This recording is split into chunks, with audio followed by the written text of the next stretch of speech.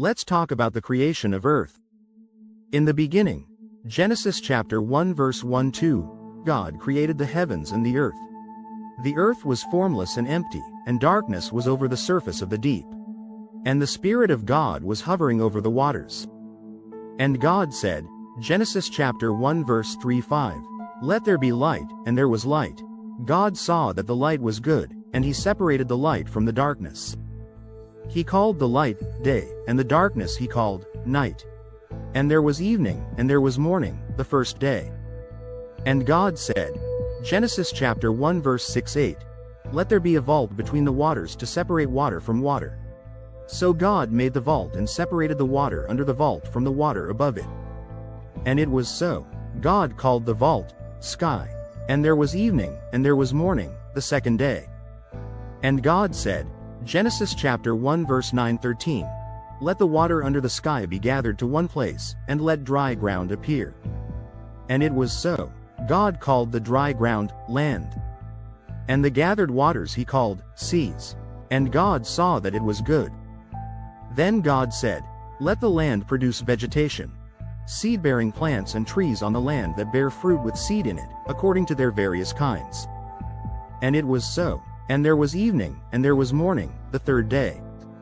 And God said, Genesis chapter 1 verse 14-19, "Let there be lights in the vault of the sky to separate the day from the night, and let them serve as signs to mark sacred times, and days and years. Let them be lights in the vault of the sky to give light on the earth." And it was so. God made two great lights, the greater light to govern the day and the lesser light to govern the night. He also made the stars. And God saw that it was good. And there was evening, and there was morning, the fourth day.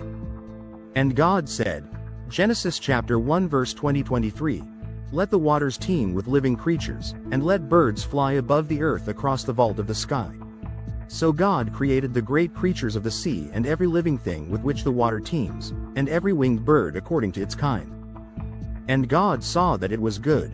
And there was evening, and there was morning, the fifth day.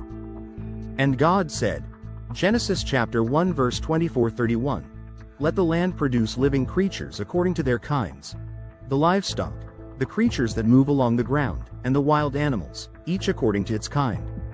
God made the wild animals according to their kinds, the livestock according to their kinds, and all the creatures that move along the ground according to their kinds. And God saw that it was good. Then God said, "Let us make mankind in our image, in our likeness, so that they may rule over the fish in the sea and the birds in the sky, over the livestock and all the wild animals, and over all the creatures that move along the ground." So God created mankind in his own image. In the image of God he created them.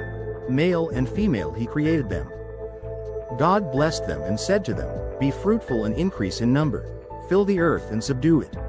Rule over the fish in the sea and the birds in the sky and over every living creature that moves on the ground." And God saw all that he had made, and it was very good. And there was evening, and there was morning, the sixth day. The world is peaceful, with all creation in harmony. Thus the heavens and the earth were completed in all their vast array. By the seventh day, Genesis chapter 2 verse 1-3, God had finished the work he had been doing. So on the seventh day, he rested from all his work. Then God blessed the seventh day and made it holy, because on it he rested from all the work of creating that he had done. In the beginning, God created the heavens and the earth, and it was good.